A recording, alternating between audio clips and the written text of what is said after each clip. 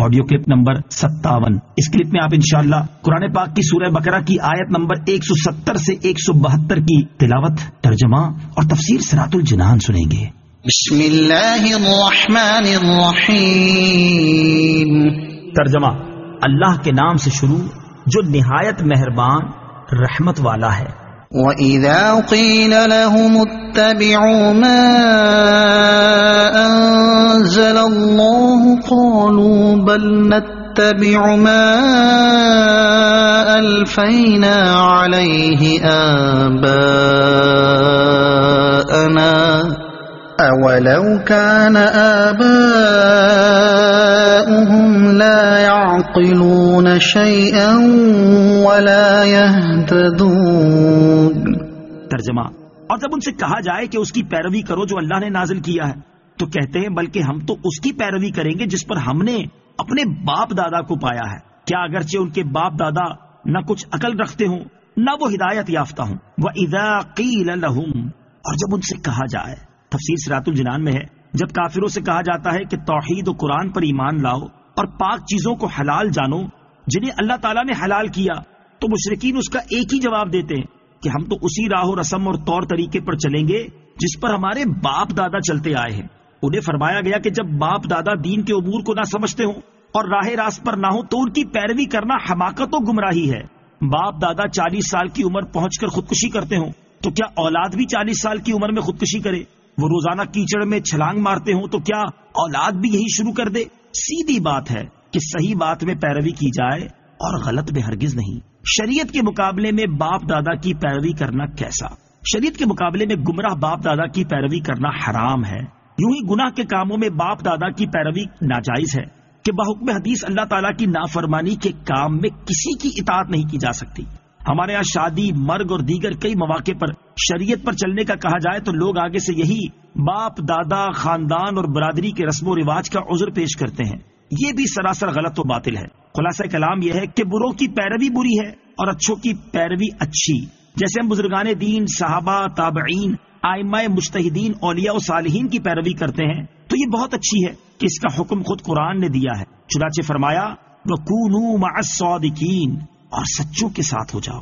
ہر نماز میں بزرگوں کی پیروی کی دعا مانگنے کا فرمایا۔ چنانچہ فرمایا صراط الذین انعمت علیہم، ان لوگوں کے راستے پر چلا جن پر تو نے انعام کیا۔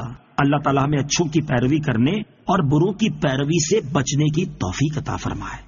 وَمَثَلُ الَّذِينَ كَفَرُوا كَمَثَلِ الَّذِي يَنْعِقُ بِمَا لَا يَسْمَعُ إِلَّا دُعَاءً وَنِدَاءً صُمٌّ بُكْمٌ عُمْيٌ فَهُمْ لَا يَعْقِلُونَ۔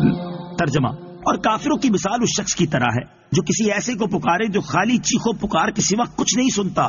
یہ کفار بہرے، گونگے، اندھے ہیں تو یہ سمجھتے نہیں۔ وَمَثَلُ الَّذِينَ كَفَرُوا، اور کافروں کی مثال، حضور پر نور صلی اللہ تعالی علیہ وسلم کافروں کو مسلسل دین حق کی دعوت دیتے رہتے۔ کافر سنتے تو تھے لیکن اس سے کچھ نفع حاصل نہ کرتے، یعنی ایمان نہ لاتے۔ ان کے سننے کی مثال بیان کی گئی کہ جس طرح جانوروں کا ایک ریوڑ ہو اور ان کا مالک انہیں آواز دے تو وہ محض ایک آواز تو سنتے ہیں لیکن مالک کے کلام کا مفہوم نہیں سمجھتے۔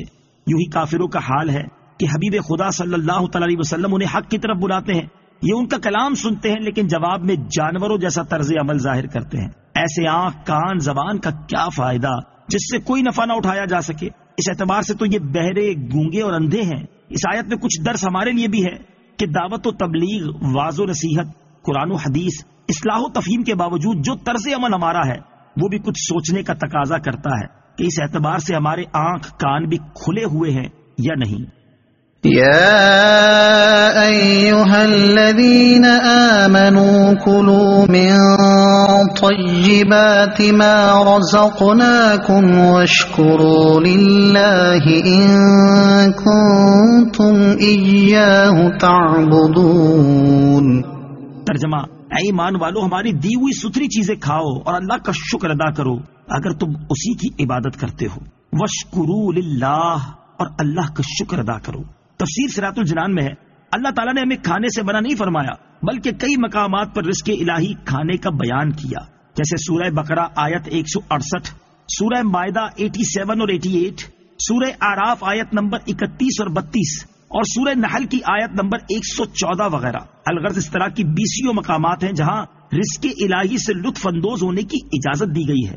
صرف یہ شرط لگائی ہے کہ حرام چیزیں نہ کھاؤ، حرام ذریعے سے حاصل کر کے نہ کھاؤ، کھا کر غافل نہ ہو جاؤ، یہ چیزیں تمہیں اطاعت الہی سے دور نہ کر دیں، کھا پی کر اللہ عز و جل کا شکر ادا کرو۔